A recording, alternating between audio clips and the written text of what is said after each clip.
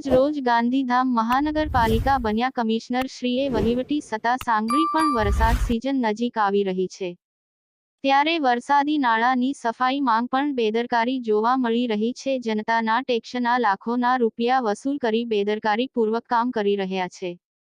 કચરાના ઢગલા જ્યાં ઠીક લાગે ત્યાં નાખી દે છે, ત્યાં ગટર મિશ્રિત કચરા વાસ મારે છે, પબ્લિક મોઢા ઉપર રૂમાલ મૂકીને રોડ પસાર કરે છે।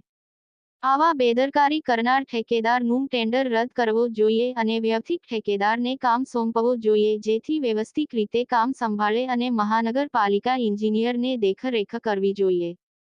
2 દિવસથી ગંદકી બદબૂના લીધે લોકો પરેશાન થઈ રહ્યા છે અને કોઈ મોટી બીમારી થાય તો જવાબદારી કોની? અને રામબાગ રોડ નવી સુંદરપુરી વિસ્તારમાં દબાણ દૂર કરવામાં પણ તું મલબો ઉપાડવામાં આવેલ નથી અને જેના લીધે સ્થાનિક લોકો હાલાકી ભોગી પડી રહી છે અને જૂનો વરસાદી નાળા ક્યારે બનશે? વરસાદની સિઝન આવી રહી છે, જનતા દર વર્ષે દુઃખી થાય છે। આ વર્ષ જનતાને રાહત થશે કે કેમ એવો પ્રશ્ન ગાંધીધામ મહાનગરપાલિકાના કમિશનર સાહેબને તાત્કાલિક ધોરણે એક્શન લેવામાં આવે તે લોકોની માંગ ઉઠી છે, એવું ચૌહાણ ચંદ્રેશ બી પટેલની યાદીમાં જણાવ્યું હતું।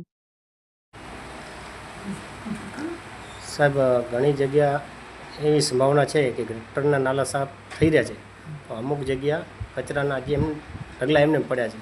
સૂકા કચરા પણ જોવા મળ્યા છે। મેં આજે ઘણી જગ્યા વિડીયા લીધા છે, ભીના કચરા પણ પડ્યા છે। સૂકા એટલા 2-3 દિવસ સુકાઈ ગયા, પણ હજી ઉપાયા નથી। તે માટે તમે શું કહેવા માગો છો? ગાંધીધામ મહાનગરપાલિકા દ્વારા ચોમાસા પૂર્વે આપણે ચેમ્બર સફાઈ અને વરસાદી નાળા સફાઈની કામગીરી શરૂ કરી છે અને કોન્ટ્રાક્ટરોને પણ સૂચના આપેલી છે કે જે વસ્તુ તમે કચરો નાખો તે સમયસર ઉપડી જાય, પણ ગટરના જે ગાળ નીકળે ગાળો એને જો આપણે સીધો ભરી લઈએ તો ગામમાં બધે રસ્તા ઉપર પાણીના ટીપાં ગગડા પડતા જાય તો આખા ગામની પડશે, ગરાબ વાસ આવે। એટલે જનરલી એવું હોય છે કે એને સુકાવા દેવું પડે, તો તમે જે આ રજૂઆત કરી છે કે સુકાઈ ગયેલા છે તો પર્ટિક્યુલર વિસ્તાર હોય તો આપણે સુંદરપુરીનું કીધું તો મેં સૂચના આપી દીધી તો સુંદરપુરીમાં આજે ઉપાડી એમ જ્યારે આ વખતે 1-2 દિવસ કચરો રાખવો પડે, છતાંય ન ઉપડે તો પર્ટિક્યુલર વિસ્તાર સાથે કહો તો અમે તરત ત્વરિત ઉપાડી લઈશું અને આ બાબતમાં કોન્ટ્રાક્ટરો પણ ધ્યાન દોરી દઈએ છીએ કે ભાઈ સુકાઈ જાય એટલે વધારે સમય ન થાય।